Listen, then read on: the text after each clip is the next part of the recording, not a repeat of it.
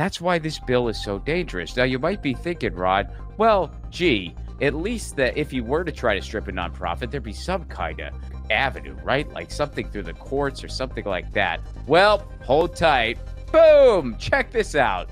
Senate showdown. GOP secures deal with Schumer to save coveted appellate judges for Trump. Hey, it's Jordan. I am in Flint, Michigan, East Palestine, Ohio, Tumwa, Iowa. Please support the only independent outlet on the ground covering what the corporate media covers up.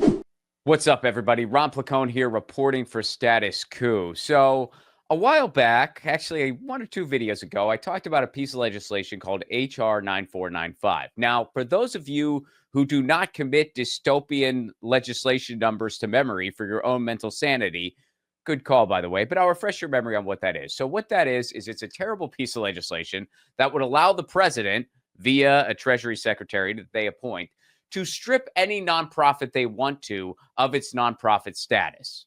And this is under the guise of funding terrorism. It's to stop funding terrorism. So they could just say, hey, this nonprofit's a terrorist. We're going to strip them of their nonprofit status now. This is not a good thing. So we covered that a couple videos ago on this show. It did not pass through the chambers of Congress. And I said, well, that's good, but we'll see what happens. I have a feeling we haven't seen the last of this. Well, the honeymoon was very, very short-lived. Check this out, y'all. House passes a bill that would allow the Treasury to strip nonprofits of tax-exempt status. The U.S. House passed a bill Thursday that would authorize the Treasury Secretary to designate nonprofit organizations as supporters of terrorism and strip them of tax-exempt status. The Stop Terror-Financing and Tax Penalties on American Hostages Act, or HR 9495, passed by a vote of 219 to 184, largely along party lines. 15 Democrats supported, 1 Republican voted no. If it passes the Senate and is signed into law. Now, there's different speculations on whether or not that would happen. Some people are saying it will pass the Senate. Some people are saying it likely won't pass the Senate. Keep in mind, if it doesn't get a vote before the winter recess, or even if it does, the Senate's going to look different come January. So things aren't looking good for this piece of legislation. But if it's signed into law, which it is not as of the recording of this, but if it gets through the Senate, signed into law, HR 9495 will give the Treasury Secretary, a position appointed by the president, the authority to designate a nonprofit as a terrorist supporting organization. So basically, there's that 1 degree of separation. The Treasury Secretary appointed to the president, and you still got a lot of degrees to go before you get to Kevin Bacon. So here's why this is such a disaster. Let's take a look at the big picture here and just why the nonprofit industrial complex, I don't mean that as a derogatory term, I just mean as a simple way of classifying it, why it exists the way it does in the United States. So just looking at it bare bones, big picture. When you have a country, there's this idea of a federal government. And generally speaking, what a federal government should be for is it is to provide services and infrastructure and systems of doing things that presumably make everyone's life better. That's supposed to be the point of it. Everybody kind of does their part. They pay taxes, whatever else. Maybe they work, depending on their job. Maybe their job is with the government. Maybe it's elsewhere. And everybody kind of contributes in some way. And it creates a better society for everybody else. And there's a social safety net for people who need it. So disabled people are taken care of. People are taken care of when they're sick, et cetera, et cetera. That's supposed to be the point of a federal government. And in countries with more social safety net, they kind of entertain that idea. They have systems in place, big one being universal healthcare systems, systems for education, all that in place for their citizens. Here in the United States, through years and years of brainwashing, basically, they've convinced the polis, or at least enough people in the polis, that no, this isn't the job of the federal government. Instead, this is the job of private business. So all these private businesses go to fill in those gaps that the federal government won't touch. And what do? Well, they make them profit centers because they're businesses. So when you're born in the United States, it's not, oh, what type of social services exist to make your life better? It's, oh, how can we make money off of you? Well, gee, that's kind of easy when you think about it. Make it really, really expensive when people get sick. Make education really unaffordable. have a big penalty system that makes it easy to throw people in jail, especially if they're not white, and then have a demand for prisoners because you're going to make that a profit center too. The list goes on and on. Okay, so that's the society we've built in the United States. So, well, there's going to be a backlash to all that because people are going to realize, wait a second, we don't have all these social services that people need for society to function right. So, here in the United States, we filled that with nonprofits, basically. Nonprofits kind of step in to try to fill those gaps. Now, other countries, of course, have a nonprofit complex as well. They have nonprofits in their country that do different things, but ours is very, very extensive, and that's the reason why. Because we just have a federal government that doesn't work for the people. So we need to supplement it somehow, and a lot of times that happens through the nonprofit industrial complex. Now, is everything great? Of course not. There are some terrible, scammy nonprofits in the U.S. Absolutely. Keep in mind, the NFL was a nonprofit until a couple years ago. But there's also nonprofits doing amazing things, doing incredible, incredible things that are huge assets to this country and make it a little better through the thick of it all. So the idea that Trump, who especially has promised to stifle his political enemies and to stamp out his political enemies, the fact that he could do something like this is incredibly problematic. He could go after the ACLU. He could go after digital rights organizations. He could go after LGBTQ organizations. He could go after basically any nonprofit he doesn't like. And the same would go for any given president. So that's why this bill is so dangerous. Now, you might be thinking, Rod, well, gee, at least that if you were to try to strip a nonprofit, there'd be some kind of like avenue, right? Like something through the courts or something like that. Well, hold tight.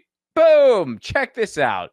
Senate showdown. GOP secures deal with Schumer to save coveted appellate judges for Trump.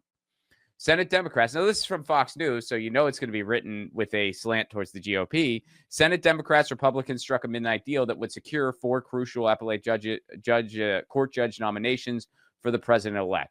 So basically what happened here was Chuck Schumer made a deal. Chuck Schumer, who is not a very effective leader unless he's trying to stop an antitrust bill from getting through, then he's really good. He's really good at stalling an antitrust bill.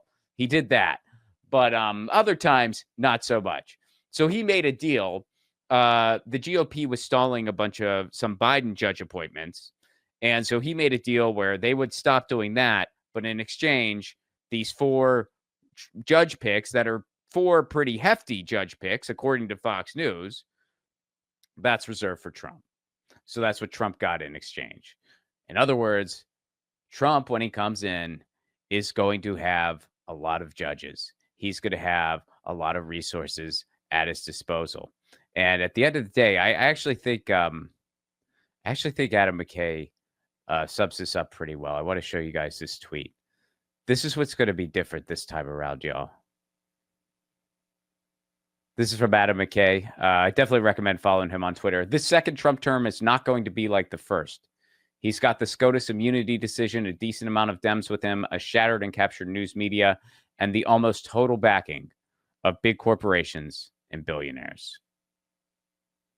That's going to be the big difference. Now, to end it on a little bit of an up note. Now, here's the deal. This is in the Senate. Like I said, it's in the Senate right now. We don't know what's going to happen as of the recording of this. But in the House, a couple things changed. Some of you may recall in the first video, we were talking about the Democrats who voted yes on it. And a couple Democrats were singled out. One Democrat I singled out in the video was Adam Schiff. I pointed out, wow, it's blatant hypocrisy. This guy basically totally amplified his career. He literally toured theaters doing speeches on how Trump's some big traitor. He literally did that during Russiagate. He did a theater performance about Russiagate. Adam Schiff did that. So God knows how much money that guy freaking made. And he fundraised off it every freaking day. So he made all this money saying Trump's a traitor, Trump's a traitor. Then he goes and he votes to give Trump authority to strip any nonprofit of its nonprofit status that Trump wants to. Wow. That is just brazen hypocrisy. So people were calling different representatives. I placed one phone call. That phone call was to Adam Schiff. And, you know, Sometimes people ask me, Ron, why do you go to the mat for policy battles? Why do you do that? Well, because you can win sometimes. You can get some wins sometimes. Because when's a politician going to do what you want them to do? They're going to do what you want them to do when they're worried their job could be in jeopardy otherwise. They're worried that if this could come back to haunt them come re-election time, they're going to do what you want. Sometimes, not all the time, but you got a better chance. And guess what Adam Schiff did? Adam Schiff, this is what he tweeted on the latest vote. Now, he voted for it the first time, but this latest vote, guess what he did this past time? I've just voted against HR 9495 because a bunch of people called my office and pointed out what a blatant hypocrite I was being by voting for it. No, I'm just kidding. That's the real reason, but here's the bullshit excuse he gave. I strongly support the legislation's provision that would postpone tax deadlines for Americans who are wrongfully detained abroad and efforts to go after organizations providing material support for terrorism. But as Donald Trump continues to make it clear that he intends to weaponize every level of the federal government to go after his detractors, I've grown more concerned that the discretion it gives an administration to punish its critics could be abused and further empower the incoming administration's worst impulses. So that's the reason he gave. I have a feeling if people didn't call him out on it, he would have voted the same way. Do I know that for sure? I don't know that for sure. Maybe the guy really did have a change of heart. I highly, highly doubt it, but I'm not inside his head. I can't prove that one way or another. But my point is, as this heads towards the Senate, keep in mind, policy pressure does work. We've covered it extensively on this show. We have seen some wins. We have seen some losses. We have seen some wins on net neutrality. We have seen some wins on facial recognition. We have seen some losses on the antitrust legislation. That was when Chuck Schumer stalled it out and waited out the clock. So you're going to win some, you're going to lose some, but underline that whole thing, you're going to win some. And this is something that you can do. All it takes is a phone call. And phone call is the most of, they have to listen to those voicemails. They don't have a choice. So in that spirit, I recommend if you want to make your voice heard on this, to contact your senators. Best way to do it, at least the way I like to do it, is via Fight for the Future. Here's a recent tweet from them. HR 9495 passed, but ferocious activist pressure helped flip 34 Dems. So Adam Schiff was one of 34. 34 other Democrats who voted wrong the first time. They voted yes the first time, voted no this second time. Now, some still voted yes, but 34 Dems who voted yes the first time voted no this time. That's significant. Now this fascist bill moves to the Senate. Join our Urgent Actions Alert channel to stay updated, and it's fightforthefuture.org/signal. If you want to join that, and if you want to contact your senators, you can go to fightforthefuture.org. They give you a very, very easy way to do it, and I highly recommend it. This is a terrible piece of legislation. We got to stop it if we can. And folks, another fun call to action. If you are in Los Angeles, December 15th, I am premiering part 1 of a play called Termination Fee. There's going to be a short night of stand-up comedy first. I'm going to be there. Graham Elwood's going to be there. Sarah K. Godot's going to be there. Andrew Saxon is going to be there. And then we're going to do part 1 of a play called Termination Fee. This is a play that I'm producing, and it is a scathing commentary on the American healthcare system. And we're going to be making a film. We're going to be making a feature film of it as well. But we're going to be launching it as both simultaneously. You can see part 1 of the play December 15th in Los Angeles. Tickets at ronplacone.com. And this is Ron Placone for Status Coup, signing out.